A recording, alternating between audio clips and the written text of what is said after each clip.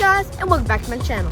Today in this video we're gonna have an amazing interview with a veteran news editor and journalist from the world famous Baltimore Sun, which is basically the newspaper at Baltimore.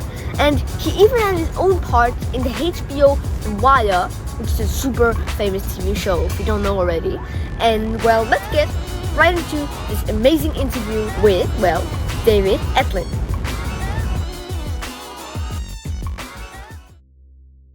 And there's an art to writing a newspaper story. For one thing, how long do people spend reading a newspaper story? They look at the first, second, third paragraphs. Many newspapers, good newspapers, try to report both sides of a story. Everything in a newspaper is not, fun. It's not easy. It's not entertaining. It's recording the human experience, and that's part of it. And it's difficult. And it's also difficult not to be emotional about it.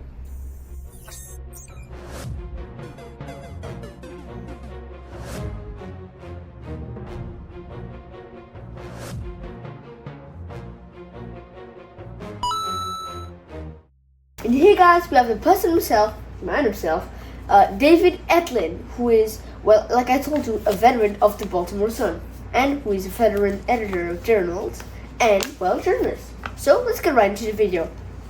So how did you actually get into journalism, Mr. David Ettlin?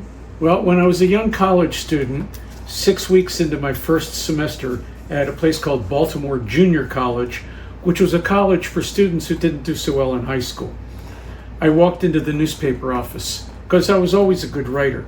And I liked what I saw. So I started writing for the college newspaper, and I did that for 2 years. And at the end of my 2 years at that college, I was the editor at large for the newspaper. I couldn't be the managing editor because I didn't have seniority. The people who started at the beginning of the school year, instead of 6 weeks in, they had seniority. They said, "What would you like to do?" I said, "I'll be editor at large, and then I could do whatever I want." So I wrote the stories that I wanted to, and they ran in the newspaper. And then I continued on my bumbling way through college and thought I was going to become a teacher.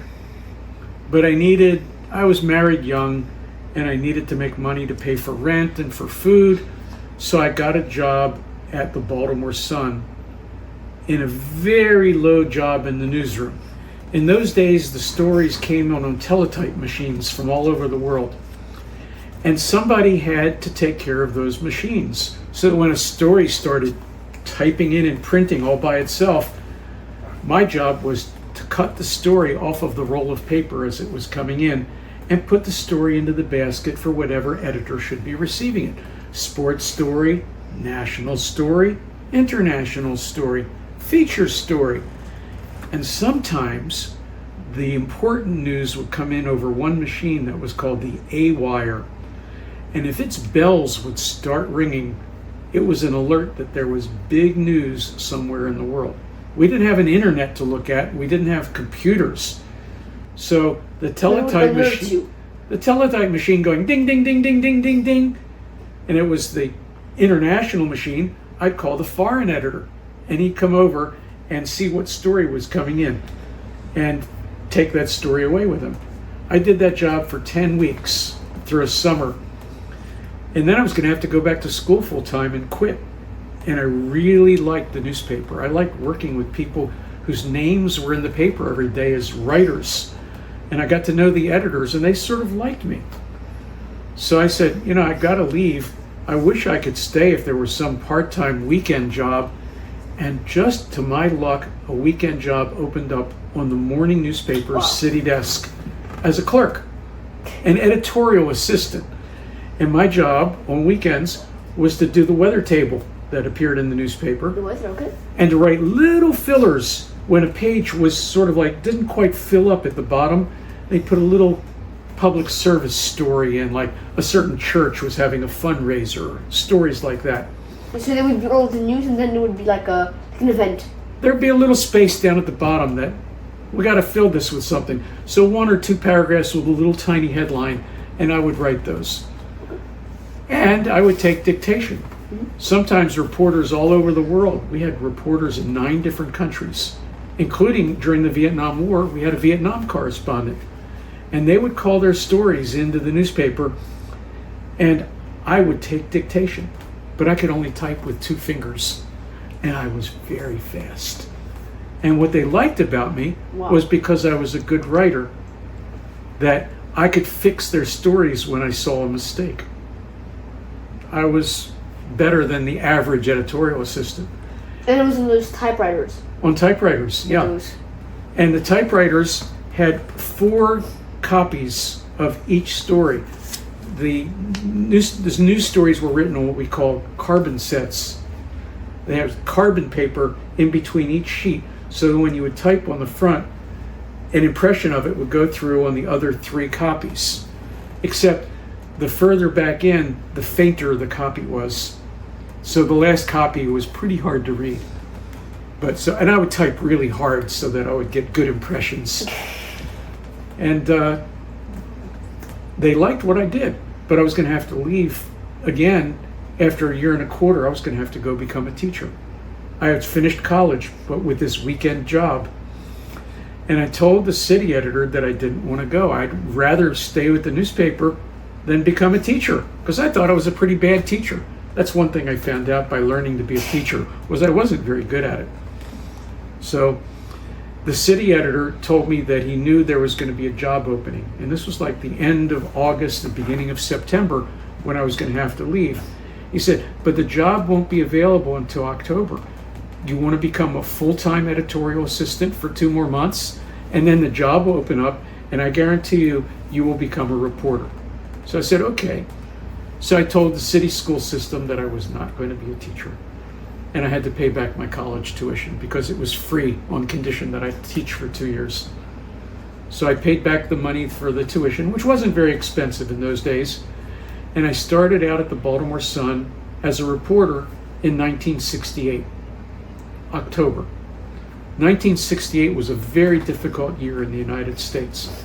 We had 2 assassinations, Robert Kennedy and Martin Luther King Jr. And there was a lot of racial tension in Baltimore. There was a lot of nervousness about what was happening in the city, whether the city was safe. And here I was, 21, 22 years old, and I was sent out to cover the police beat. To go from police station to police station, so finding stories. Yeah. That was your first investigation, those stories. It wasn't investigating, it was going to the police station and saying, anything interesting happening?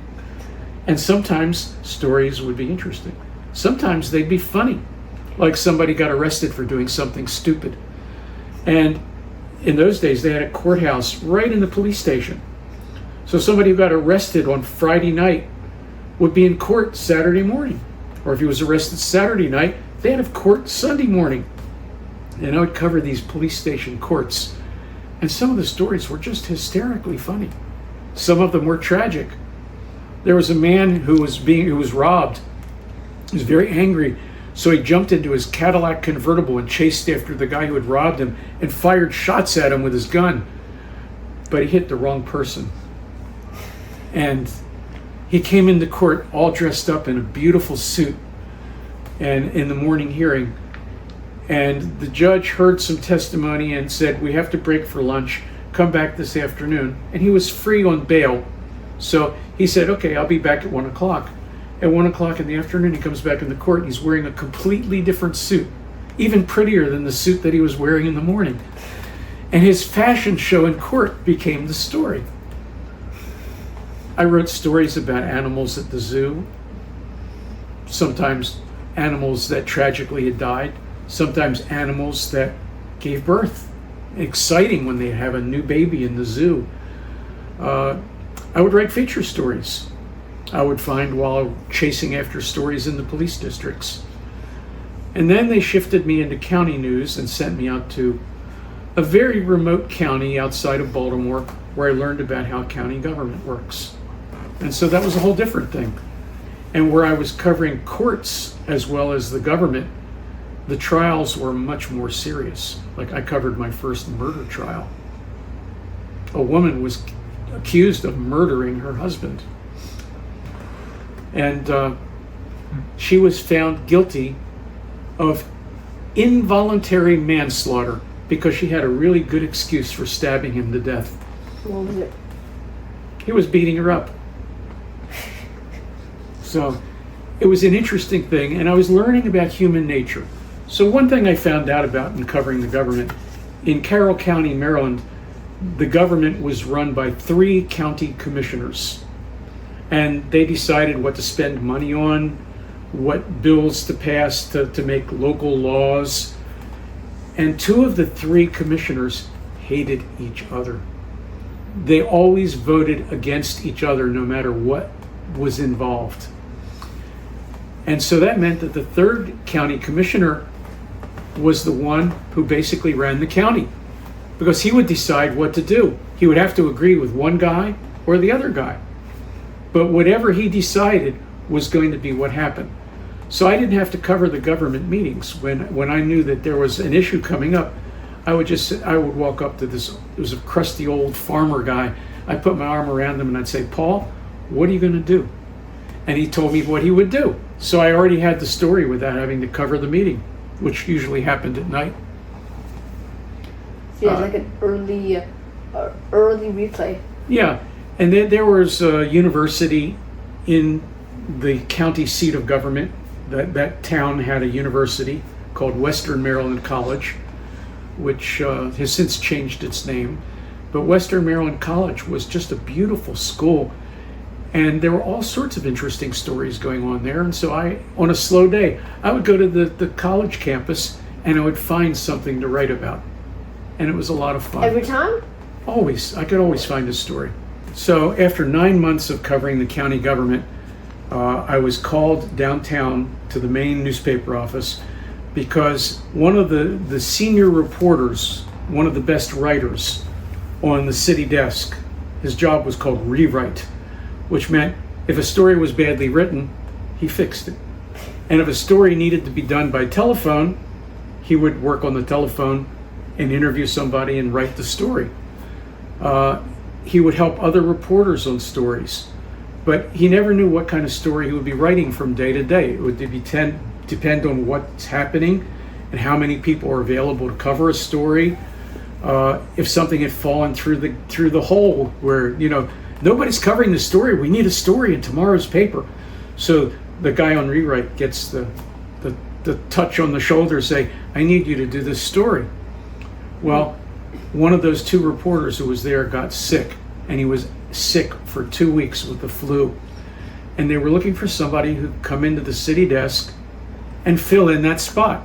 And I had worked on the city desk for 1.25 years as an editorial assistant. I had taken dictation. I had written some stories. I was out in county government for 9 months covering stories. So why not see how he does? And they discovered that I was meant for a rewrite. And that began almost 25 years of being a senior reporter on the news desk in Baltimore. And so I learned very quickly how to write a story on short notice, sometimes 3 or 4 stories in a day. They're not all long stories, but I had to jump from one thing to another. Plus, the phones were ringing and you pick up the phone and say, "City desk, can I help you?" Sometimes it was crazy people. Sometimes it was news tips. Sometimes it was government officials who were angry at the newspaper, and you talked to them all. And because I'd spent close to a year by now talking to people, doing interviews, doing stories, I had a good sense of how to talk to people. And that was a very, very good skill. As you were saying, you have like a pretty long career and a very fascinating and very deep career. Can you tell us actually what makes a good story? What makes a great journalism story? The point about writing a story is you're throwing together a lot of facts on a particular subject. There were some very good reporters I worked with who were terrible at putting the stories together. And there's an art to writing a newspaper story. For one thing, how long do people spend reading a newspaper story? They look at the first, second, third paragraphs.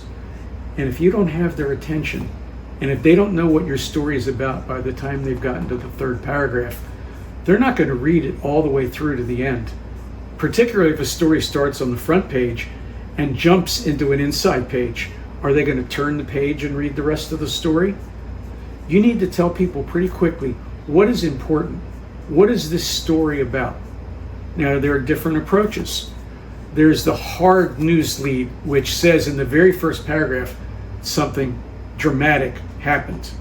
Okay. But sometimes the first paragraph is a setup, and in the second paragraph, you smack the reader with what's the news. And it depends on how the facts tell themselves, how they unroll. That every story is not written in exactly the same pattern. Some stories are features. Some stories are very hard news. And so you have to decide that. And I was very good at figuring out how to string elements of a story together in a way that made sense. There was a reporter who was covering one of our suburban counties who was covering an evening meeting, which meant his story was going to come in close to deadline. And he was going to, in those days, we were able to send the stories electronically. And he wrote a 40-inch long story, which is 2 full columns of newspaper space. And it didn't make any sense at all. And they needed that story for the second edition. So the city editor sends me the story in the computer, and he says, can you turn this into English? Can you make sense of this story? And I spent the next hour, he had 40 paragraphs, and I split my screen so that I could move one paragraph from here over to here. And one paragraph at a time, I moved his story into the spaces that it needed to go. I figured out what is the top, what logically follows, all the way down to the end. And 15 minutes before the edition deadline, I turned into the story to the editor, and he was just thrilled to death, and he had no idea how I did it. Now, the reporter involved, he sort of knew he wasn't a very good writer, but we never talked about that. But when he retired, we didn't retire, he left journalism to go work in a ministry kind of position, involved with his church and missionary work and doing publications for them. And they had a big party for him because he'd worked at the paper for about 10 years. And at the party, he expressed his thanks to people who had helped him. And he especially pointed to me for making him look so good. And that was the first time that he had said that, but I sort of knew that he knew, and I was very flattered that he thanked me, But that was my job. I worked with our best police reporter, and he was pretty good at assembling facts, but assembling a story was sometimes a challenge, the more complicated an event was. So he and I shared bylines on many, many stories about the Baltimore Police Department. And it's understanding the structure of how facts string together. There's not a single formula. It's how does this story tell the best? How will it captivate a reader? Why is it important to the reader? You have to tell them that, or they're not going to read the story. David Simon, who is the creator of The Wire, which is a very famous TV show, especially here in Baltimore, because it was made here. David Simon made it, and I heard that actually you taught him about journalism, because he's also a journalist, and I heard that you taught him and you taught him the ways. Well, David came to the Baltimore Sun from the University of Maryland, where he was actually quite a good journalist in college. He was the editor of the campus newspaper, the Diamondback, which was one of the best university newspapers in the United States. He wrote a lot of sensational stories for the Diamondback, and while he was doing that, he was also making money by calling in stories to the Baltimore Sun as what we call a stringer. A stringer is someone, they used to say, you're a stringer because they measured your story with a string, and the longer the string, the more money you got. He was the stringer, and he was paid by the story from the Sun to do stories, and he would always call them in to the news desk, and I would be at the other end of the phone. Well, he was very talented, and when he graduated from the university, he was immediately offered a job by the city editor of the newspaper at the time, and came to start working in the police districts, where of course I had done that in the beginning of my career. Now I was on rewrite.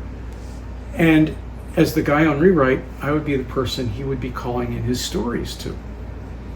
and I would kind of show him how you went about going from police station to police station. They had 9 different police stations around Baltimore. And so I introduced him to people for about a week and explained the process by which you ask for information and how you talk to the police and you try to make friends with some of them so that maybe when they hear something, they'll give you a tip. You keep your ears on the ground. You listen for what stories are happening. And after a few weeks, he was doing all this by himself and doing a very good job. But of course, I gave him a hard time. I always gave him a hard time because that was, in a way, instructive. If I would be seeing the story that he would call in, I would see something missing. I would complain and send him back to find out the missing piece. What about this? Did you talk to so-and-so? And I found out very quickly that he was one of the smartest reporters I had ever worked with. He had really good instincts. He was a good writer. He had all the package that you needed. And he just became an extraordinary reporter. But this first 6 months, when I was giving him a hard time, he appreciated that because he didn't get overconfident. And he found the way the world works at a newspaper, how you deal with editors. I was always as supportive as I could possibly be with new reporters. I wanted to teach them as much as I possibly could because I thought when you're a senior writer on the city desk, you need to help people. I mean, there was one young reporter I worked with who was sent out. She was like 19 years old and was an intern reporter during the summer. And they sent her out to write a story about a city work crew tearing down a house. It was a vacant house that they were supposed to tear down. And they tore down the wrong house. They actually tore down a house that people had been living in. And these people came home and found their house in rubble. And what a great story. And she came back to the newsroom, 19-year-old, with this great story in her notebook that she wrote, and they handed her to me to edit her story, to be the first person to look at it. And she told me later that she was terrified. She was scared of me. I had a reputation. And I'm reading her story and nodding my head and making a little change here, a little change there. And when I was done, I looked up at her and said, "You're a pretty good writer." And she said that made it possible for her to realize that she could do this kind of job. Where is she now? She earned a doctorate by putting herself through college and university level programs, and she teaches at Howard University in Washington. So, I helped her in the beginning, and we're still friends. I like to keep in touch with the young reporters that I work with as they go through life. Occasionally, I've helped a few get jobs when they were looking and they needed a recommendation. As a veteran editor of a newspaper of the Baltimore Sun, how did you actually decide what news came on the front page, on the first page of the newspaper? There were, in my day in the newspaper, a lot of editors dealing with foreign news, national news, local news, particular suburban area news, and every afternoon they would have a meeting. There would be several meetings. There would be the local news section would have a meeting, the sports section would have a meeting, and they would talk about the stories that they had, and those editors would decide which stories to present as possible for the front page. And then there would be a little later a meeting of the top editors from each section. And they would present their reports to the top editors of the newspaper and say, I have this story, I have this story, we think this is really important. And they'll talk up what's important about their story. And then they would come to a consensus on which stories go on the front page and which story is the lead story. The one that goes in the top right of the front page is usually the lead position. What story gets the display with the picture? What will draw a reader into the page? They decide all the different elements that are going to fit. Now, when I started at the newspaper, the pages were this wide and that big. And they had 8 columns for news. And then they started changing the shape of the paper got skinnier and shorter. And so there were fewer column spaces. And so instead of having a very cluttered front page that might have 10 or 11 or 12 stories, now you're looking at maybe only 5 positions on the page for stories. So something's got to run on the inside pages. And what are going to go? In those days, they had different sections. So each section had its own front page. So the local story, the city story that didn't get on the front page, does it go on the local news front page? How good is it? And so there's that balance. What is important to the readers? What story is new that people don't know? By just putting this story in the newspaper, something people don't know about, makes it news. Sometimes a reporter uncovers a story that nobody knows about, and the editors think this is a really interesting, compelling story. And so it goes on the front page. It wasn't from covering a press conference, it's because you were out in the streets and you had your ear to the ground and you found out something important. So it's a collaborative process. But unfortunately, newspapers are much smaller and they have fewer editors now. And also, the newspapers themselves being smaller, fewer spaces on the page for news. So getting a newspaper that has as much as it used to, that's hard to find. Writing about maybe orioles winning a match at baseball is easy, but what about when you try to get into that deep and tragic moments in life? You as a journalist and you as a human being. I learned that early on in my reporting career when I was a police reporter, and there was a fire on the west side of Baltimore. And when I got there, I found out that there were 4 children missing in this very large house that was shared by a large family and friends of the family. There were a lot of people in this very big old wooden house. And they were looking for the 4 children, and I was looking for the mother. And I found that she was in a house across the street. It was a very cold winter night, and she was sitting there drinking a cup of coffee, waiting for news about whether they had found her missing children. And I walked in and I introduced myself as from the newspaper and apologized for intruding. I felt this is the first time I'd ever done anything like that. And I said to her, I would like to know the names and ages of your children. And she very matter-of-factly gave me the names and the ages of her children. One was like about 3 years old, and they're progressively a little older. And, I was saying, I hope they find them real soon. And then somebody burst in through the front door saying they had found the children. And she jumped up, she knocked over her coffee, she ran out of the house and right past me. And I kind of like followed in the wake of this woman rushing to see her children. And what she saw were firefighters carrying out the sheet-covered bodies of her 4 dead children. And I was stunned. I had never seen anything like that. And the mother cried. She cried out, screaming. And she ran down the street, chasing after the firefighters who were carrying her babies, who were going to take them to the medical examiner's office, which they always do after someone dies in a way like that.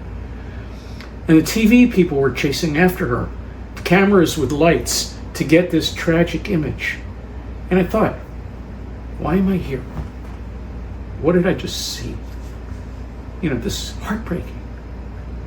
And what value was it when I called in this story to the city desk to a guy on rewrite who was going to write this story about this terrible tragedy in West Baltimore for the next edition? And looking back on it, the value was that this was a nameless person living in a slum area of Baltimore, in a house full of people who were just dirt poor. And the only proof of the existence of her children was that their names are in the newspaper from the day they died in a fire.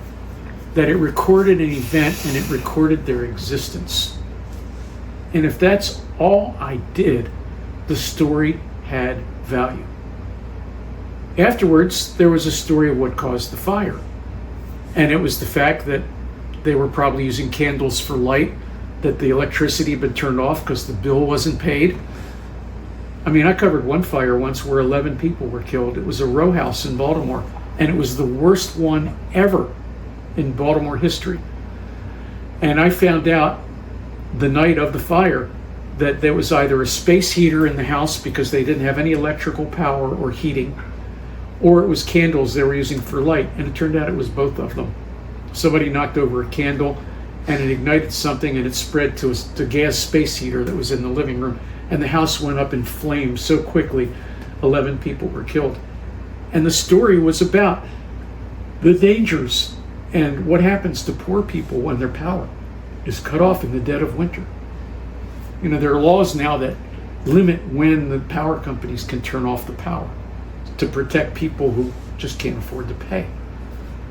But it's part of life, and you have to cover that part of life. I mean, everything in a newspaper is not, fun. It's not easy. It's not entertaining. It's recording the human experience, and that's part of it. And it's difficult. And it's also difficult not to be emotional about it.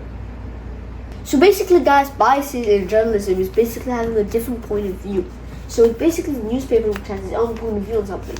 Like, for example, politics, which let's say President 1 and President 2, let's say the first newspaper likes President 1 but dislikes President 2, and the second newspaper dislikes President 1 but loves President 2. So it's just different perspectives and point of views. And you can't really say whatever you want on a journal, and journalists can't really say whatever they want, or can write whatever they want from a newspaper, because they have to be having a link with the point of view of the actual newspaper. Many newspapers, good newspapers, try to report both sides of a story, the good and the bad. A reporter who's doing a good job is going to present both sides, but you also have to fact check it where you can. And sometimes from long history when a candidate, when a politician is telling a lie. So if you're a good reporter, you have to say that. But is the good guy, maybe the one who everybody's, he never lies? Well, you have to report when he lies also, because that's balance. Sometimes a newspaper will have a point of view, but that point of view belongs on the editorial page. It should not be in the news coverage. News stories should show the two different sides to present different points of view, because really it's up to the reader to decide what they believe. And that's a challenge. That's not very easy to do. There are newspapers all around the world and news operations online that present only what they want readers to see. The bad about somebody they don't like, the good about somebody they do like, and they don't give any kind of balance to it. Then give the pluses and the minuses of both sides. And that's a challenge. And so when you're looking at information in newspapers and online, you have to ask yourself sometimes, is this fair? Is it balanced? What is this really presenting reality? How do I judge what's the truth?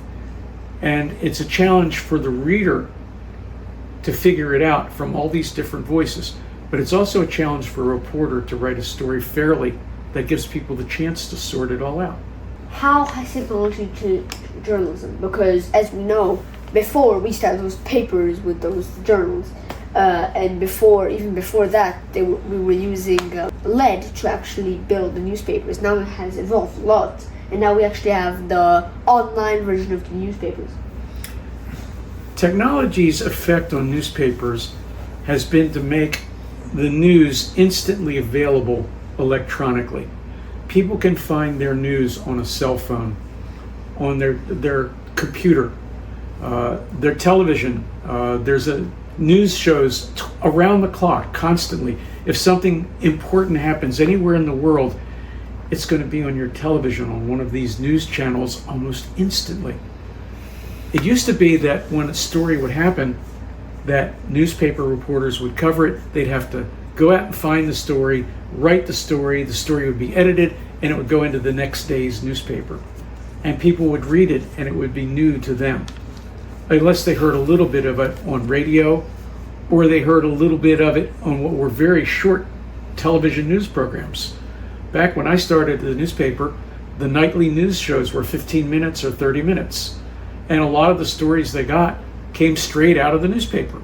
The same thing for radio broadcasts. The news would get turned into radio stories. But as competition grew with technology, news reports are constant. So how is a newspaper to give people things they hadn't seen before, things that are brand new, when they've already heard it? They heard it on the 11 o'clock news at night. They heard it on CNN. Does it belong on the front page? Should a story be written as if our reader knows nothing about it when they've been bombarded with this news for 12 hours before the newspaper came out? So it changes how you write a story sometimes. It makes you want to figure out what was the impact of what people already know about and write a story that looks forward onto what will be the reaction to it. It changes the way that news stories get structured. Now, if a newspaper has a scoop, nobody else knows about this thing, then you can write that story in a very hard way.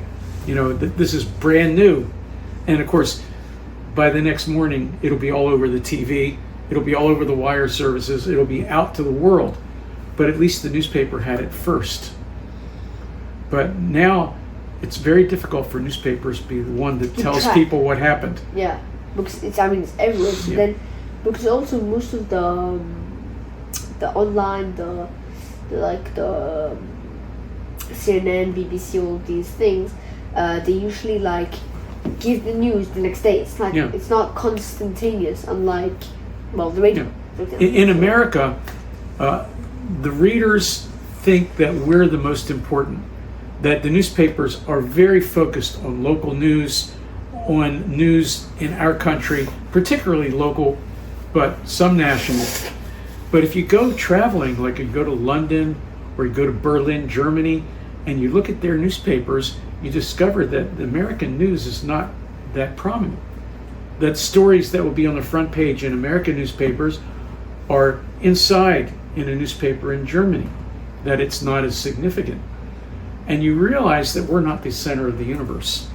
It's very easy when you don't see the perspective from other places to think that, everything that happens here is the most important. We're part of a global community, and really good newspapers reflect that. So, as we know, AI like ChatGPT, which we see go all over the internet right now, a lot of journalists use it nowadays, especially amateur journalists use ChatGPT, and its quality is not that great. So how do you think ChatGPT from here now in 10 or 20 years, how do you think it's going to change the future of journalism? The proliferation of supposed news without it being actually vetted, without editors looking at it, without responsible reporters fact-checking.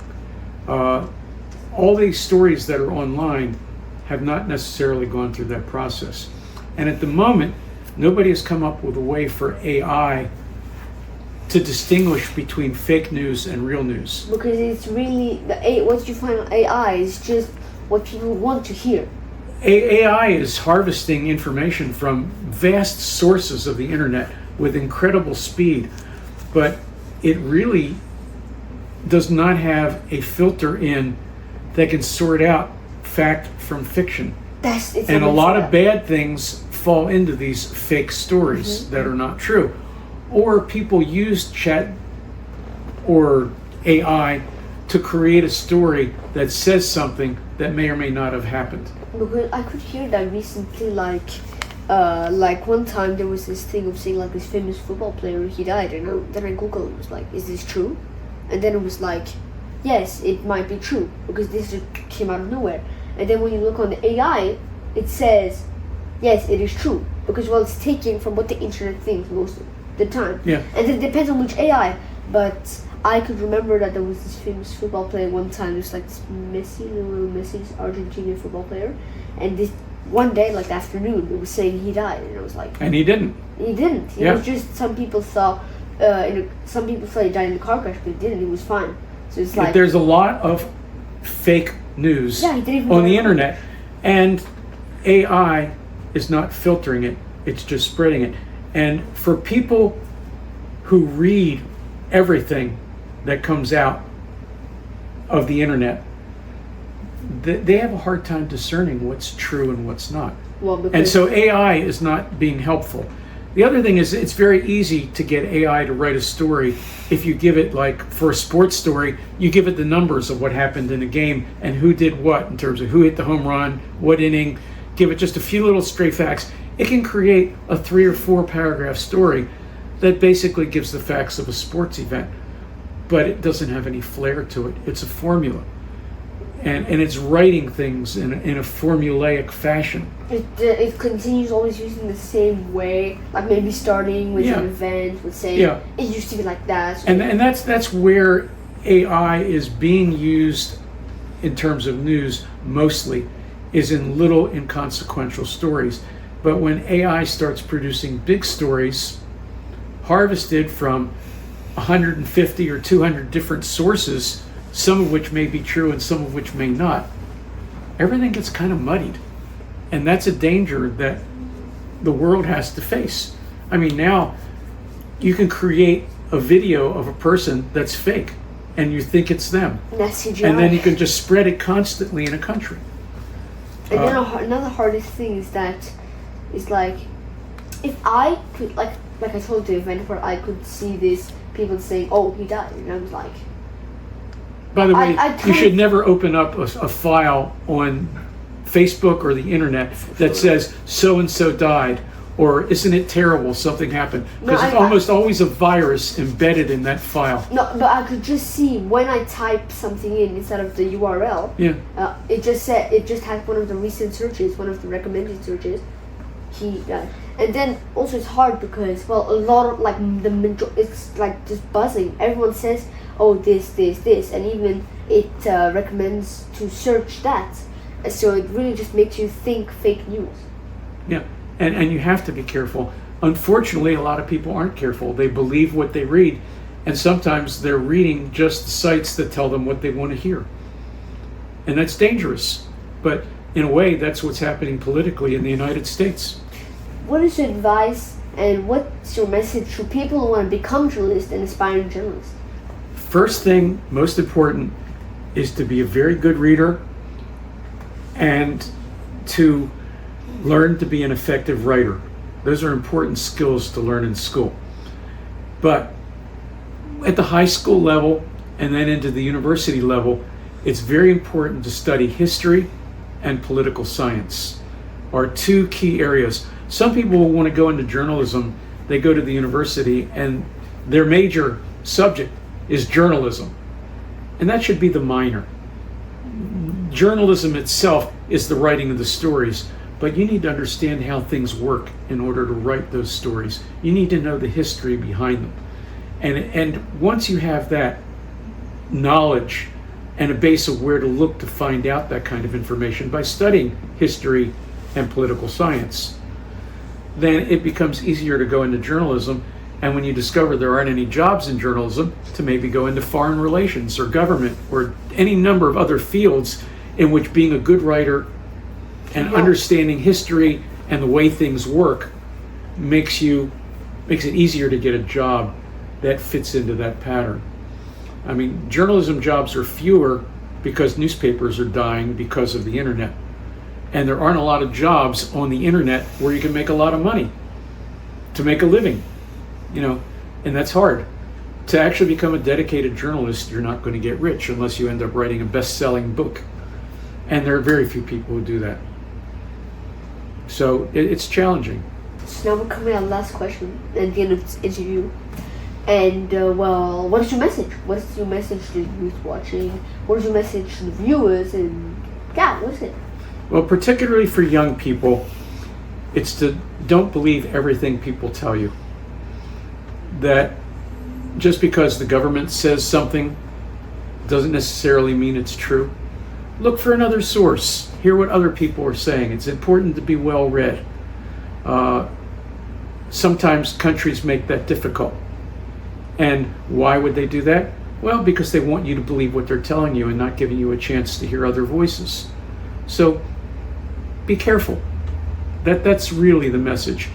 It's very difficult to understand what's real and what's not as the years go by and technology changes. And it's important to understand that and realize that not everybody tells the truth. Thank you so much for this amazing interview. And here go the mug on the channel. Welcome to the family. Wow. Your own channel, I love it. Thank you very much.